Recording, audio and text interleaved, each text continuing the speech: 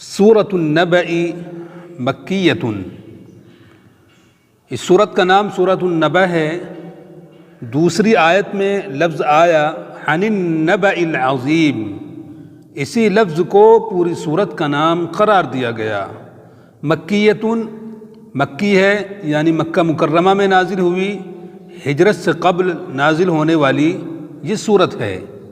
بسم اللہ الرحمن الرحیم، شروع کرتے ہیں اللہ کا نام لے کر جو بے حد مہربان نہایت رحم والا ہے۔ عما یتساءلون عن النبأ العظیم۔ عما اصل میں عما تھا، الف گر گیا۔ عما کس چیز کے بارے میں، یتساءلون یہ لوگ باہم سوال کر رہے ہیں، کس چیز کے بارے میں یہ لوگ آپس میں ایک دوسرے سے سوال کر رہے ہیں۔ عن النبأ العظیم یعنی بڑی خبر کے بارے میں، الذی ہم فیہ مختلفون کہ جس میں یہ لوگ اختلاف کر رہے ہیں۔ یہ بات آپ کو معلوم ہے کہ قرآن کریم کے نزول سے پہلے اور نبی صلی اللہ علیہ وسلم کی بعثت سے پہلے مکہ والوں کا یہ عقیدہ اور خیال تھا کہ یہی ہماری دنیاوی زندگی ہے، یہی ہم جیتے ہیں اور مرتے ہیں، ان ہی الا حیاتنا الدنیا۔ ان کے خیال میں اور عقیدے میں یہ نہیں تھا کہ ہمیں اس دنیا سے جانے کے بعد دوبارہ زندہ کیا جائے گا اور پھر اللہ رب العزت کے سامنے حاضر ہونا ہے اور اپنی کیے اعمال کا جواب دینا ہے۔ جب قرآن نازل ہوا اور نبی پاک صلی اللہ علیہ وسلم نے لوگوں کو یہ بتلایا کہ اے لوگوں، ایک وقت آئے گا کہ تم اس دنیا سے جب چلے جاؤ گے تو رب کے سامنے جانا ہے، رب کے سامنے اپنے کیے اعمال کا جواب دینا ہے، تو ان کو اس بات سے بڑی حیرت اور بڑا تعجب ہوا۔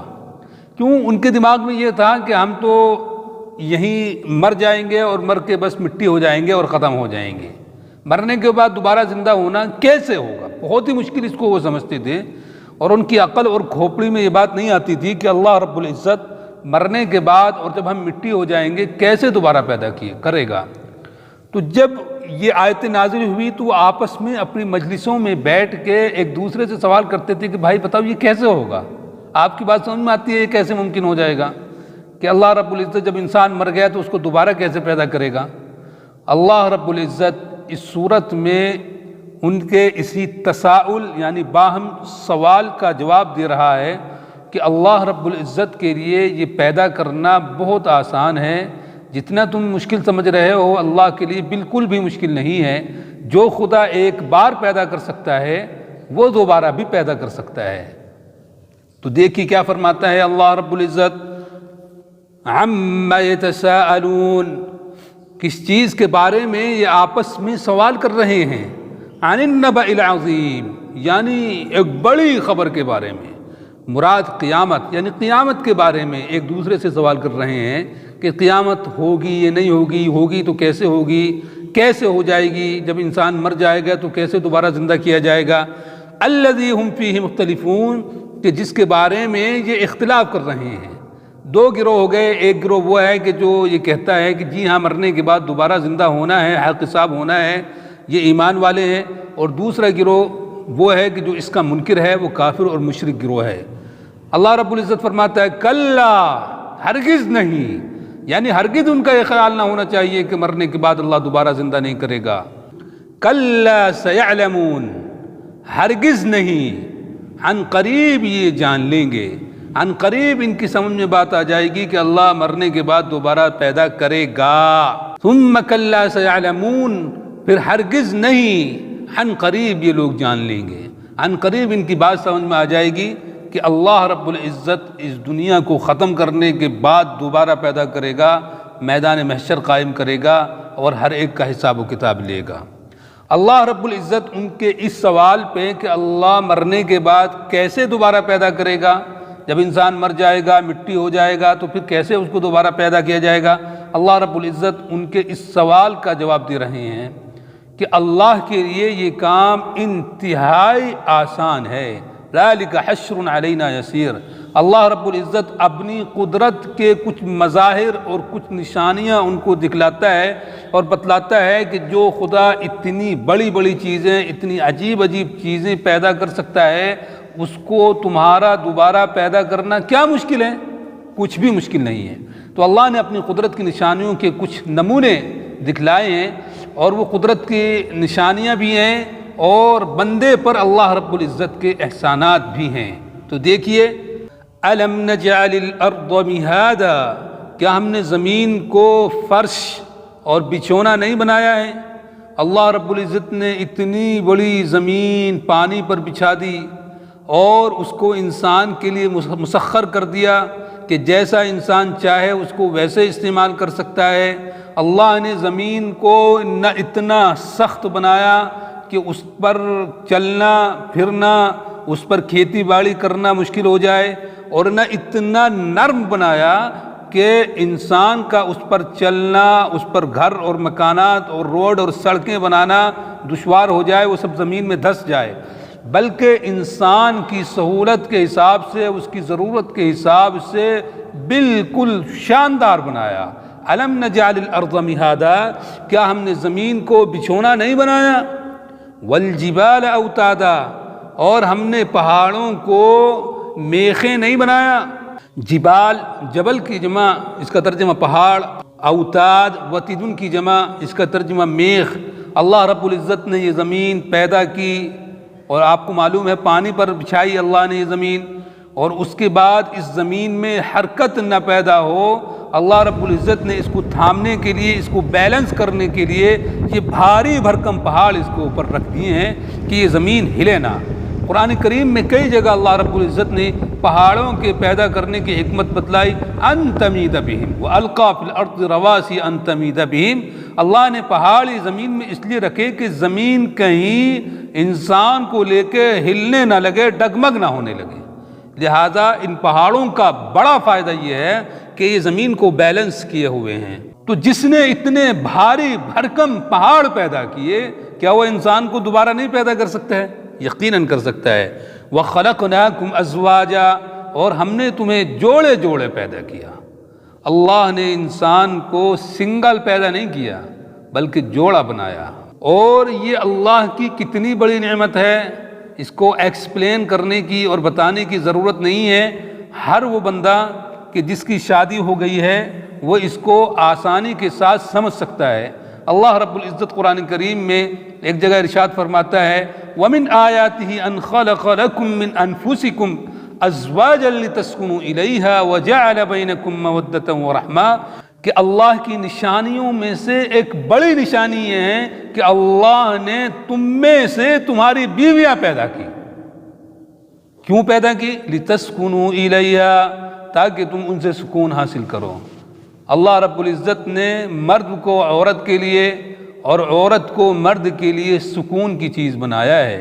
اگر آپ غور کریں کہ اگر مرد کو عورت نہ ملتی تو اس کی زندگی کتنی تکلیف دہ اور کتنی مشکل ہو جاتی، یا عورت کو مرد نہ ملتا تو اس کی زندگی کتنی بیکار ہو جاتی۔ اگر بات سمجھ میں نہیں آ رہی تو اس کا مشاہدہ آپ اس سے کر سکتے ہیں کہ جب کسی کا جوڑا ٹوٹ جاتا ہے، خدا نہ کرے کسی کا جوڑا ٹوٹے، تو وہ کتنے اپنے آپ کو اکیلا اور پریشان محسوس کرتے ہیں۔ آپ نے کسی نہ کسی کو یقیناً دیکھا ہی ہوگا۔ تو اللہ کی بڑی نعمت ہے وَخَلَقْنَاكُمْ أَزْوَاجًا، اور ہم نے تمہیں جوڑے جوڑے پیدا کیا۔ وَجَعَلْنَا نَوْمَكُمْ سُبَاتًا، اور ہم نے تمہاری نیند کو آرام کی چیز بنایا۔ سبات کا ترجمہ اصل میں قاطعاً، ہم نے نیند کو کاٹنے والی بنایا، یعنی انسان دن میں بھاگ بھاگ کے جو تھک کر چور ہو جاتا ہے، اس تکان کو دور کرنے کے لیے اور کاٹنے کے لیے اللہ رب العزت نے نیند کو بنایا۔ نیند کتنی خوبصورت اور شاندار چیز ہے۔ وَجَعَلْنَا نَوْمَكُمْ سُبَاتًا، اور ہم نے تمہاری نیند کو آرام کی چیز بنایا۔ وَجَعَلْنَا اللَّيْلَ لِبَاسًا، اور ہم نے رات کو چھپانے کی چیز بنایا کہ رات اپنے اندر ہر چیز کو چھپا لیتی ہے۔ اللہ نے انسان کو نیند دی، اور نیند کے لیے ماحول چاہیے، اچھا خوشگوار ماحول چاہیے، تو اللہ نے سونے کے لیے رات عطا کر دی کہ اس میں ہر چیز سو جاتی ہے اور انسان بڑی سکون کی نیند سوتا ہے۔ یہ سب چیزیں کس نے دی آپ کو؟ اللہ رب العزت نے دی ہیں۔ وَجَعَلْنَا اللَّيْلَ لِبَاسًا، اور ہم نے رات کو چھپانے کی چیز بنایا۔ وَجَعَلْنَا النَّهَارَ مَعَاشًا، اور ہم نے دن کو کمانے کا وقت بنایا۔ رات میں آرام کرے، دن میں کھائے کمائے دوڑے بھاگے پھرے، اور پھر رات میں آرام کرے۔ وَبَنَيْنَا فَوْقَكُمْ سَبْعًا شِدَادًا، اور ہم نے بنائے تمہارے اوپر 7 سخت آسمان۔ شداد شدیدت ان کی جمع ہے۔ اللہ نے پے بپے 7 آسمان پیدا کیے ہیں جو ہمیں نظر نہیں آتے، ہمیں صرف ایک ہی آسمان دکھلائی دیتا ہے بظاہر، لیکن اللہ رب العزت کی خبر دینے سے ہم یقین رکھتے ہیں کہ اللہ رب العزت نے 7 مضبوط آسمان تمہارے اوپر بنائے۔ وَجَعَلْنَا سِرَاجًا وَهَّاجًا، اور اللہ رب العزت نے سورج کو چمکدار چراغ بنایا کہ جس سے پوری دنیا روشن ہو جاتی ہے۔ وَأَنزَلْنَا مِنَ الْمُعْصِرَاتِ مَاءً ثَجَّاجًا، اور نازل کیا ہم نے من المعصرات، پانی سے بھرے ہوئے بادلوں سے، ماءً ثجاجا، ماءً کثیرا، ماءً صبا، بڑی مقدار میں پانی۔ یعنی اللہ نے آسمانوں سے بادلوں سے اتنا پانی نازل کیا کہ جتنی انسان کو ضرورت تھی زندگی گزارنے کے لیے، کہ انسان اس کو خود بھی استعمال کر سکے، اس کے جانور بھی استعمال کر سکیں، اور کھیتی باڑی کے کام بھی آ سکے۔ یہ اللہ رب العزت کی شان اور قدرت ہے۔ لِنُخْرِجَ بِهِ حَبًّا وَنَبَاتًا، تاکہ ہم پیدا کریں، نکالیں بِهِ، اس پانی کے ذریعے سے، حَبًّا، غلے جات جن کو انسان کھاتا ہے، اس کے جانور کھاتے ہیں، وَنَبَاتًا، اور ترکاری سبزی، وَجَنَّاتٍ الفافا، اور گھنے باغات۔ تو انسان کو کھانے کے لیے 3 ہی چیزوں کی ضرورت ہوتی ہے، نمبر 1 غلے جات، نمبر 2 سبزی، اور نمبر 3 کھانے کے لیے فروٹ۔ یہ تینوں چیزیں اللہ رب العزت نے آسمان سے پانی برسا کے انسان کو مہیا کر دیے۔ تو اتنی بڑی بڑی نعمتیں اللہ رب العزت نے انسان کو دی ہیں، اتنے بڑے بڑے کارنامے اللہ رب العزت نے کیے ہیں، کیا اس کے لیے انسان کو دوبارہ پیدا کرنا مشکل ہے؟ نہیں، بہت زیادہ آسان ہے۔ فرماتا ہے اللہ رب العزت، ان یوم الفصل کان میقاتا، یقیناً فیصلے کا دن طے شدہ ہے۔ یوم الفصل سے مراد قیامت کا دن، جس دن فیصلہ کیا جائے گا، یقیناً فیصلے کا دن میقاتا، طے شدہ ہے۔ یوم ینفخ فی الصور، جس دن سور پھونکا جائے گا، یہ نفخہ ثانیہ ہے، جب دوسرا سور پھونکا جائے گا۔ فتأتون افواجا، تو تم آؤ گے جماعتوں اور گروہوں کی شکل میں۔ جب اللہ رب العزت کا بلاوا آئے گا، سور پھونکا جائے گا، تو سب لوگ اپنی قبروں سے کھڑے ہو کر اللہ رب العزت کے دربار کی طرف اور میدان محشر کی طرف آئیں گے۔ وَفُتِحَتِ السَّمَاءُ، اور آسمان کو کھول دیا جائے گا، فَكَانَتْ أَبْوَابًا، تو اس میں دروازے ہی دروازے ہو جائیں گے۔ آسمان سے اللہ رب العزت فرشتوں کو اتارنے کے لیے اس کے دروازے کھول دیں گے، بڑی مقدار میں اور بڑی تعداد میں فرشتے آسمان سے اتریں گے۔ وَسُيِّرَتِ الْجِبَالُ فَكَانَتْ سَرَابًا، اور پہاڑوں کو چلا دیا جائے گا، فَكَانَتْ سَرَابًا، تو وہ چمکدار ریت کی طرح ہو جائیں گے۔ قرآن کریم میں یہ مضمون کئی جگہ آیا کہ قیامت کے دن اللہ رب العزت ان بھاری بھرکم پہاڑوں کو روئی کی طرح ہوا میں اڑا دے گا۔ وَتَكُونُ الْجِبَالُ كَالْعِهْنِ الْمَنْفُوشِ، اور ہو جائیں گے پہاڑ اس دن دھنی ہوئی رنگین روئی کی طرح، کہ دنیا میں پہاڑوں کے رنگ الگ الگ ہوتے ہیں، تو وہ آسمان میں اڑتے پھریں گے، ایسے لگیں گے کہ جیسے رنگین روئی ہے۔ ان بھاری بھرکم پہاڑوں کو، جن کو انسان یہ سمجھتا ہے کہ یہ اپنی جگہ سے کبھی ہٹیں گے نہیں، آسمان میں اڑتے پھریں گے، اتنا خطرناک ماحول ہوگا۔ ایک جگہ اللہ رب العزت نے فرمایا وَتَرَى الْجِبَالَ تَحْسَبُهَا جَامِدَةً، اور تو سمجھتا ہے اور دیکھتا ہے کہ یہ پہاڑ اپنی جگہ ٹکے ہوئے ہیں، حالانکہ ایک وقت آئے گا کہ وہی یہ تمر مر السحاب، یہ آسمان میں بادلوں کی طرح اڑتے پھریں گے۔ وَسُيِّرَتِ الْجِبَالُ، اور پہاڑوں کو چلا دیا جائے گا، فَكَانَتْ سَرَابًا، تو وہ چمکدار ریت کی طرح ہو جائیں گے، کہ جیسا آپ کبھی پانی کے کنارے گئے ہوں تو دور سے لگتا ہے کہ جیسے پانی ہے، حالانکہ وہ چمکدار ریت ہوتا ہے، آپ قریب جا کے دیکھتے ہیں تو وہ ریت ہی تھا۔ إِنَّ جَهَنَّمَ كَانَتْ مِرْصَادًا، یقیناً جہنم گھات میں لگی ہوئی ہے۔ جہنم اپنے اندر لینے کے لیے کافروں کو، گناہگاروں کو گھات میں لگی ہوئی ہے۔ مراد یہ ہے کہ جب انسان میدان محشر قائم ہوگی تو اس کو پل صراط سے گزرنا ہوگا، اور اگر نیک ہوگا کوئی بندہ تو وہ پل صراط سے بجلی کی طرح گزر جائے گا، اور اگر کافر تھا اور اس کے ساتھ کفر و شرک کا ٹھپا لگا ہوا تھا تو پھر اس کو اس جہنم میں گرنا ہے۔ اسی کی طرف اشارہ ہے کہ جہنم گھات میں لگی ہوئی ہے، مطلب یہ ہے کہ گھات میں لگی ہوئی ہے، اس سے بچو، اپنے آپ کو بچاؤ۔ للطاغین مآبا، سرکشوں کا ٹھکانہ ہے، لابثین فیہا احقابا، رہیں گے نافرمان سرکش فیہا جہنم میں، احقابا زمانہ دراز تک۔ احقاب حقبون کی جمع، اس کا معنی مفسرین نے الگ الگ بیان کیے، بعض مفسرین کی رائے ہے 80 برس، اور بعض کی رائے کچھ اور ہے، لیکن قرآن کریم میں دوسرے مقامات پر جہاں کافروں کو سزا دینے کا بیان آیا وہاں اللہ رب العزت نے خالدین فیہا کے الفاظ استعمال کیے۔ معلوم ہوا کہ جہنمی کافر لوگ جہنم میں ہمیشہ ہمیشہ رہیں گے، لا یذوقون فیہا، چکھیں گے نہیں جہنم میں، بردن کوئی ٹھنڈک، ولا شرابا اور نہ کوئی پینے کی چیز، الا حمیما وغساقا، مگر کھولتا ہوا پانی، وغساقا اور پیپ، نعوذ باللہ من ذالک۔ جہنمیوں کو پینے کے لیے کھولتا ہوا پانی دیا جائے گا کہ جب وہ اس کو منہ کے قریب لے کر جائیں گے تو وہ جھلس جائے گا، اور پینے کے لیے پیپ دیا جائے گا۔ اللہ ہم سب کی جہنم کی آگ سے حفاظت فرمائے، ہمارے گھر والوں کی، ہمارے ماں باپ کی، ہمارے رشتہ داروں کی اللہ رب العزت جہنم سے حفاظت فرمائے۔ جزاء وفاقا، یہ بدلہ ہوگا پورا پورا۔ وفاق کا لفظ آیا ہے، اور وفاق کا مطلب یہ ہے کہ جہنمیوں کو جو بدلہ دیا جا رہا ہے وہ اتنا ہی بدلہ ہوگا کہ جو انہوں نے کام کیے ہوں گے دنیا میں۔ ایسا نہیں ہے کہ ان کو زیادہ بدلہ دیا جائے گا، گناہ ان کے کم تھے، سزا زیادہ دی جا رہی ہے، ایسا نہیں ہے۔ وفاقاً ای وفقاً لما عملوا، جتنے کام انہوں نے کیے ہوں گے، جتنے گناہ انہوں نے کیے ہوں گے اس کے مطابق ان کو بدلہ دیا جائے گا۔ من جاء بالحسنة فله عشر امثالها ومن جاء بالسیئة فلا یجزى الا مثلها، کہ اگر کوئی نیک کام کرے گا تو اللہ اس میں 10 گنا تک اضافہ کر دیں گے، اور اگر کوئی برا کام کرتا ہے، گناہ کرتا ہے تو پھر اس کا بدلہ اتنا ہی ملے گا کہ جتنا اس نے گناہ کیا تھا۔ انہم کانوا لا یرجون حسابا، ان کو یہ سزا کیوں مل رہی ہے؟ اس لیے کہ وہ حساب و کتاب کی امید نہیں رکھتے تھے۔ ان کا عقیدہ اور خیال یہ تھا کہ بس یہی ہماری دنیاوی زندگی ہے، ہمیں رب کے سامنے جانا نہیں ہے، مرنے کے بعد دوبارہ زندہ نہیں ہونا۔ وَكَذَّبُوا بِآيَاتِنَا كِذَّابًا، اور انہوں نے ہماری آیتوں کی تکذیب کر دی تھی۔ جن آیتوں میں اللہ نے یہ بتلایا کہ مرنے کے بعد دوبارہ زندہ ہونا ہے، ان آیتوں کو جھٹلا دیا تھا۔ وَكُلَّ شَيْءٍ أَحْصَيْنَاهُ كِتَابًا، اور ہر چیز کو ہم نے محفوظ کر لیا ہے لکھت روپ میں، اللہ کے یہاں ہر چیز لکھی ہوئی ہے۔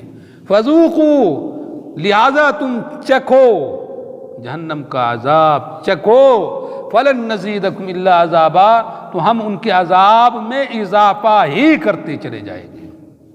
یہ تو کافروں کا حال ہوا کہ جو اللہ رب العزت کی نعمتوں کا انکار کرتے ہیں، جو عقیدہ آخرت کے منکر ہیں، جو یہ سمجھتے ہیں کہ ہمیں مرنے کے بعد دوبارہ زندہ نہیں ہونا ہے۔ آگے اللہ رب العزت ان لوگوں کا حال بیان فرما رہے ہیں کہ جو اللہ کی آیتوں پر ایمان لے آئے تھے، جو آخرت کو مانتے تھے، اللہ رب العزت کے احکامات کو مانتے تھے اور آخرت کے لیے تیاری کیا کرتے تھے، اللہ رب العزت ان کا حال بتلاتا ہے کہ ان کا حال کیا ہوگا۔ ان للمتقین مفازا، یقیناً متقیوں کے لیے، اللہ سے ڈرنے والوں کے لیے، ایمان والوں کے لیے کامیابی ہوگی۔ کیسی کامیابی ہوگی؟ سب سے بڑی کامیابی یہ ہوگی کہ انسان کا جنت میں داخلہ ہو جائے گا۔ کیوں؟ جو جنت میں ایک بار پہنچ گیا وہ واپس نہیں آئے گا، اور جو واپس جنت سے نہیں آئے گا کبھی، تو اس سے بڑی کامیابی کیا ہوگی؟ یقیناً متقیوں کے لیے، ایمان والوں کے لیے کامیابی ہوگی۔ اس کامیابی کے کچھ نمونے اللہ رب العزت انہی آیتوں میں دیتا ہے۔ حدائق یعنی باغات، جنت میں جائے گا تو اس کو ایسی جگہ گھر ملے گا کہ جہاں باغات ہوں گے، ہر طرح کے پھل ہوں گے، جن کے نیچے سے نہریں جاری ہوں گی، اور وہاں خوشحال اور خوشباش زندگی گزارے گا۔ حدائق یعنی باغات ہوں گے، وَأَعْنَابًا، اور انگور ہوں گے، باغات میں سب آ گئے تھے، لیکن انگور کو خاص طور سے اس لیے ذکر کیا کہ انگور کو عرب لوگ بہت زیادہ پسند کرتے تھے، بہت زیادہ اس کی اہمیت تھی، اور انگور کافی متعارف شے عربوں کے یہاں تھی۔ باقی تو ہر چیز کے باغات وہاں ہوں گے، کوئی کمی کسی چیز کی آنے والی نہیں ہوگی۔ جنتی جو جنت میں منگوائے گا وہ سب اس کو ملے گا۔ وَأَعْنَابًا وَكَوَاعِبَ أَتْرَابًا، اور خاص طور سے اللہ رب العزت ایک نعمت کا ذکر کرتے ہیں کہ جس کے بغیر جنت جنت نہیں، ایسی نعمت کہ جس کے بغیر جنت جنت نہیں ہے، جنت ادھوری ہے۔ وہ کیا چیز ہے بھائی کہ جس کے بغیر جنت بھی ادھوری ہے؟ اللہ رب العزت فرماتا ہے بھائی وہ حور ہیں، وہ عورتیں ہیں۔ عورت کے بغیر کیا جنت ہے؟ جنت گویا عورت سے ہے، تو اللہ رب العزت انسان کو جنت میں عورتیں بھی عطا فرمائیں گے۔ اور عورتیں کیسی ہوں گی؟ ایسی عورتیں نہیں ہوں گی کہ جیسی دنیا کی عورتیں ہوتی ہیں، بد اخلاق ہوتی ہیں، کبھی نعوذ باللہ بد کردار ہوتی ہیں، کبھی بد شکل ہوتی ہیں، کبھی بد زبان ہوتی ہیں، کبھی بد صورت ہوتی ہیں، اور انتہائی گندی رہتی ہیں، اور چند زمانے کے بعد، دنوں کے بعد ان پر بڑھاپا طاری ہو جاتا ہے، کمزوری آ جاتی ہے، مرد کے لائق نہیں ہوتی۔ نہیں، اللہ رب العزت جنت میں ایسی عورتیں انسان کو عطا فرمائے گا کہ جن پر کبھی بڑھاپا نہیں آئے گا، وہ ہمیشہ جوان رہیں گی۔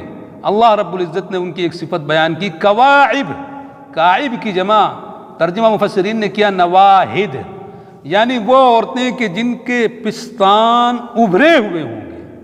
ابھرے ہوئے پستان والی عورت دنیا میں بھی خوبصورت اور خوشنما مانی جاتی ہے، اور آخرت میں تو اللہ رب العزت خاص طور سے اس نعمت کا ذکر کر رہے ہیں کہ وہ ان کے پستان ابھرے ہوئے ہوں گے، اور ایسے ہوں گے کہ وہ کبھی لٹکیں گے نہیں جیسے دنیا میں لٹک جاتے ہیں، کیونکہ ان کی عمر اپنی جگہ قائم رہے گی، باقی رہے گی، کبھی عمر ان کی ڈھلے گی نہیں۔ اللہ رب العزت نے قرآن کریم میں ان جنتی عورتوں کی الگ الگ جگہ الگ الگ صفات بیان کی۔ کہیں اللہ رب العزت نے ان کو کہا حور عین، ان کی آنکھیں بہت بڑی بڑی ہوں گی، بہت خوبصورت ہوں گی۔ کہیں اللہ رب العزت نے کہا حور مقصورات فی الخیام، یہ ایسی عورتیں ہوں گی کہ جن کو جنتیوں کے لیے بڑی سنبھال کے شیشے میں رکھا گیا ہوگا کہ ان پہ ذرہ برابر بھی گندگی نہ ہوگی۔ کہیں اللہ رب العزت نے فرمایا وَلَهُمْ فِيهَا أَزْوَاجٌ مُطَهَّرَةٌ، جنت میں جنتیوں کو پاکیزہ عورتیں ملیں گی، دنیا کی طرح گندی عورتیں نہیں ملیں گی۔ تو اللہ رب العزت فرماتا ہے وَكَوَاعِبَ أَتْرَابًا، اور ہوں گی ان کے لیے کواعب، ابھرے ہوئے پستان والی، اترابا، ہم عمر عورتیں، وَكَأْسًا دِهَاقًا، اور لبالب بھرے ہوئے جام شراب۔ دنیا میں شراب بین ہے اس لیے کہ دنیا کی شراب گندی شراب ہے، انسان دنیا میں شراب پی لیتا ہے تو بے ہوش ہو جاتا ہے، درد سر ہو جاتا ہے، کچھ کا کچھ بکتا ہے۔ آخرت میں اللہ رب العزت انسان کو ایسی شراب عطا فرمائیں گے کہ جس سے نہ سر میں درد ہوگا، اس سے انتہائی کیف اور سرور محسوس ہوگا۔ لا يسمعون فيها لغوا ولا كذابا، کہ شراب پی کر جیسے دنیا میں انسان کچھ بھی بکتا ہے ایسا وہ بکے گا نہیں، نہ سنیں گے جنتی جنت میں کسی لغو بات کو اور نہ کسی گناہ کی بات کو۔ جزاء من ربک عطاء حسابا، یہ بدلہ ہے تیرے رب کی جانب سے، عطاء حسابا، جو کافی بدلہ ہے۔ رب السماوات والارض، جو رب ہے آسمانوں کا زمین کا، وما بینہما، اور ان کے درمیان کی چیز کا، الرحمانی، جو الرحمن ہے، پوری دنیا پر مہربانی کرتا ہے، رحمت کا نزول کرتا ہے۔ لا یملکون منہ خطابا، مالک نہیں ہوں گے بولنے کے اللہ کی طرف سے، اللہ کی طرف سے میدان محشر میں کسی کو بولنے کا کوئی اختیار نہیں ہوگا، کوئی اللہ کے سامنے لب کشائی نہیں کرے گا۔ ہاں مگر وہ لوگ اللہ کے سامنے بولیں گے کہ جن کو اللہ رب العزت بولنے کے لیے کہے گا۔ یوم یقوم الروح والملائکۃ صفا، جس دن روح مراد جبریل علیہ السلام اور فرشتے صف بستہ کھڑے ہوں گے۔ لا یتکلمون، نہیں بول سکتا کوئی مگر وہ کہ جس کو رحمان اجازت دے گا۔ اللہ رب العزت جن کو بولنے کے لیے کہے گا وہی بولے گا، وقال صوابا، اور وہ درست بات کہے گا۔ چنانچہ اللہ رب العزت جن کو جہنمیوں کے لیے سفارش کرنے کا حق دیں گے وہ اللہ کے سامنے بولے گا اور سفارش کرے گا۔ انہی لوگوں میں کہ جن کو اللہ رب العزت اس دن بولنے کا حق دیں گے حافظ قرآن بھی ہے، کہ اللہ رب العزت حافظ قرآن کو اپنے جہنمی رشتہ داروں کے لیے سفارش کرنے کا اختیار دیں گے۔ وقال صوابا، اور وہ درست بات کہے گا۔ درست مراد سے مراد یہ ہے کہ اللہ رب العزت جو بولنے کے لیے کہے گا وہی بولے گا، نہ اس سے کم بولے گا نہ اس سے زیادہ بولے گا۔ ذالک الیوم الحق، یہ برحق دن ہے۔ فمن شاء اتخذ الی ربہ مآبا، پس جو چاہے وہ بنا سکتا ہے ٹھکانہ اپنے رب تک پہنچنے کا یا اپنے رب کے پاس۔ انا انذرناکم عذابا قریبا، یقیناً ہم نے ڈرایا ہے انسان کو، آگاہ کیا ہے انسان کو قریب آنے والے عذاب سے۔ یوم ینظر المرء، جس دن انسان دیکھے گا من قدمت یداہ، ان اعمال کو کہ جو اس نے دنیا میں کیے تھے وہ سب دیکھ لے گا۔ فمن یعمل مثقال ذرۃ خیرا یرہ ومن یعمل مثقال ذرۃ شرا یرہ، انسان نے دنیا میں جو اعمال کیے ہوں گے وہ سب اس کے سامنے ہوں گے۔ اچھے اعمال کیے ہوں گے بھائی وہ بھی رکھے ہوئے ہوں گے، برے اعمال کیے ہوں گے وہ بھی رکھے ہوئے ہوں گے، سب اللہ رب العزت سامنے لا کر پیش کر دیں گے۔ یوم ینظر المرء ما قدمت یداہ، جس دن انسان دیکھے گا ان اعمال کو کہ جو اس نے آگے بھیج دیے تھے۔ ویقول الکافر، اور کافر کہے گا یا لیتنی کنت ترابا، کاش کہ میں مٹی ہو جاتا۔ حدیث میں آتا ہے کہ جب میدان محشر قائم ہوگا تو محشر میں اللہ رب العزت تمام مخلوقات کو جمع کریں گے، انسانوں کے ساتھ اللہ رب العزت تمام مخلوقات کو بھی جمع کریں گے، حیوانات کو، جانوروں کو، گائے بیل بھینس سب کو اللہ رب العزت جمع کریں گے۔ اس کے بعد اگر کسی جانور نے کسی دوسرے جانور پر ظلم کیا ہوگا تو اللہ رب العزت اس ظلم کا بدلہ دلوائیں گے۔